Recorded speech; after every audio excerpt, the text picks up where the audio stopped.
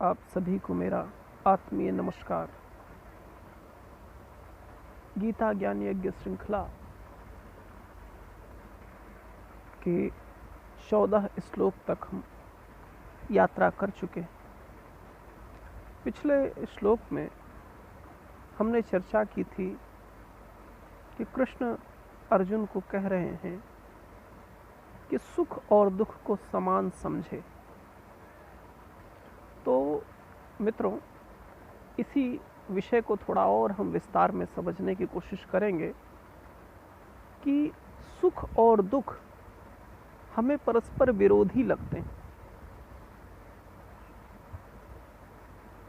आप देखते होंगे कि विलोम अर्थ में सुख का विलोम दुख पढ़ाया जाता है। शब्दकोशों में शायद सुख का विलोम दुख मिल जाए, तो आपकी यह सहज मान्यता हो सकती है कि सुख और दुख परस्पर विरोधी हैं। जब सुख न होगा तो दुख होगा, और जब दुख न होगा तो सुख होगा, ऐसी आपकी साधारण मान्यता है। किंतु कृष्ण अर्जुन का ध्यान उस एक तीसरे बिंदु की तरफ आकर्षित कराना चाहते हैं, जहां सुख और दुख की उत्पत्ति होती है।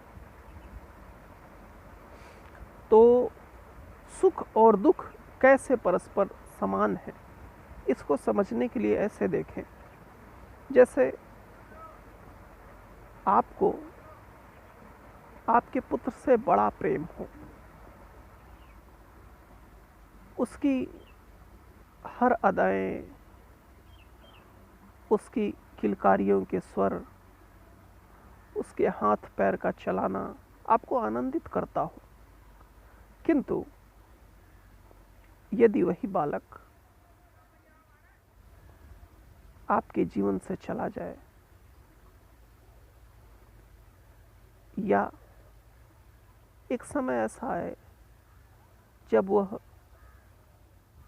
आपके कहने अनुसार आचरण न करे, आपके विरोध में हो जाए, तो जिसको देख करके आपको आनंद होता था, एक समय में उसको देख करके आप दुख महसूस करेंगे।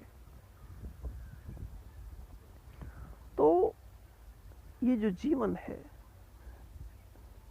यह स्वभावता ऐसा है कि जिन चीज़ों से हमको सुख प्रतीत होता है, उन्हीं से फिर दुख मिलता है।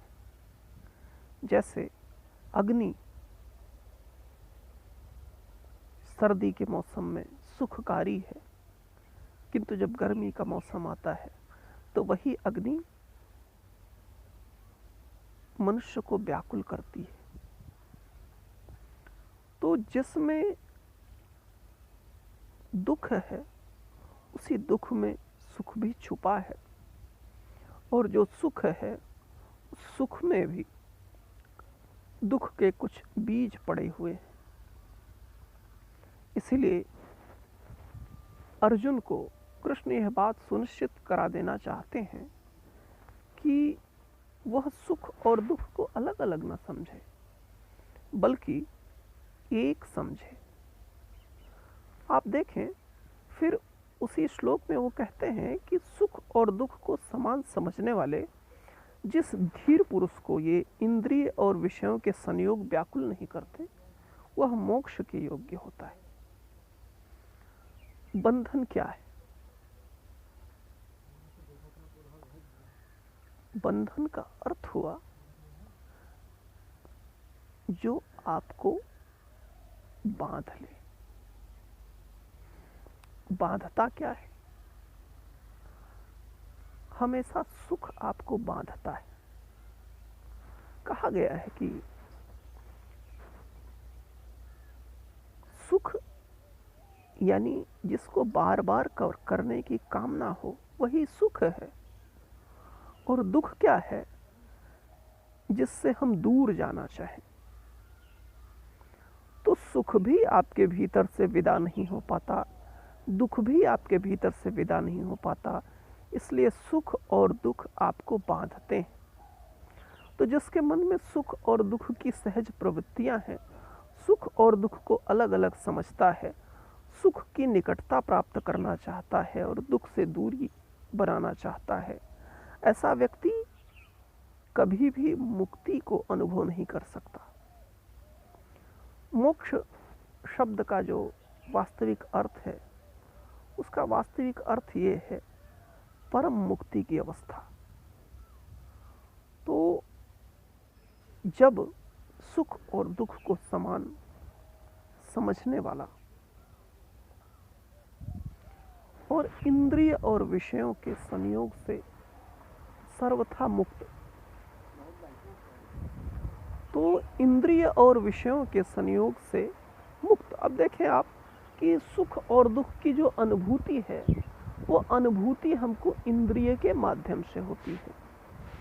इंद्रिय के बिना किसी भी सुख की या दुख की अनुभूति नहीं हो सकती। लेकिन क्या इंद्रिय के ना होने पर व्यक्ति के भीतर से, तो यही समस्या रही। बहुत सारे लोगों ने अपनी इंद्रियों को जला डाला।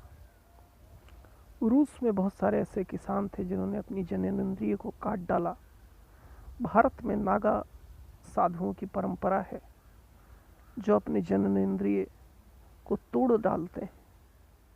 किंतु क्या इंद्रिय के ना होने से विषय संयोग या विषय की लालसा समाप्त हो जाती है? तो कृष्ण यहां कह रहे हैं कि जो व्यक्ति इंद्रिय और विषयों के संयोग जिसको व्याकुल नहीं करते हैं,